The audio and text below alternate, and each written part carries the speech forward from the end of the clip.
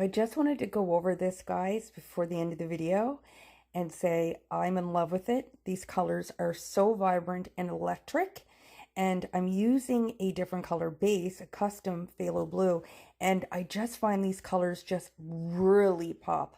The contrast of that blue with these colors makes it pop, I find, even more than the black. I'm loving the composition, the puffy, cloudy effects I have in some areas, and of course, all of that gorgeous negative space. So thank you so much for watching, guys. Please don't forget to like, share, and subscribe, and comment. It really, really does help the video. And stay tuned for the quick close-up at the end, and I will see you all in the next pour.